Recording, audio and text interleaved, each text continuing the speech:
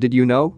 A 54-year-old woman showed up in the emergency room at Georgetown University Hospital with her husband, unable to remember the past 24 hours. Her newer memories were hazy too. She recalled that her amnesia had started right after having sex with her husband just an hour before. While sex can be forgettable or mind-blowing, it can quite literally be both at the same time for some people. The woman, whose case was reported in the September issue of the Journal of Emergency Medicine, was experiencing transient global amnesia, a rare condition in which memory suddenly, temporarily, disappears.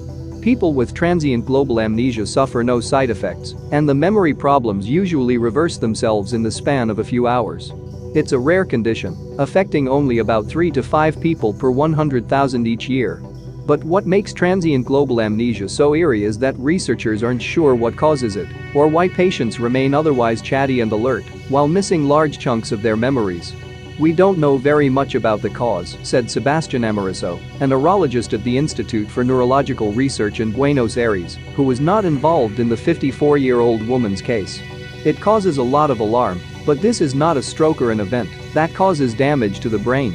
It's almost always very benign. Sex can trigger transient global amnesia, as can other physically strenuous activities.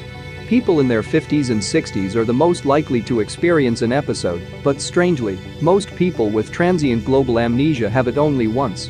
In most cases, amnesia is anterograde, meaning people have trouble forming new memories. Sometimes, people also experience transient retrograde amnesia, forgetting some portion of their previous memories.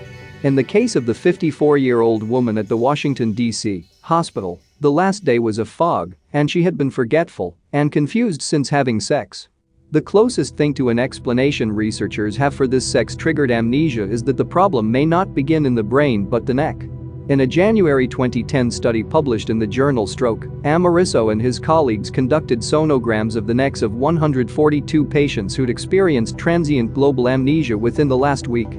They found that 80% of the patients had what is called insufficiency of the valves in the jugular vein. This vein, which runs down the side of the neck, carries spent blood from the brain back to the heart.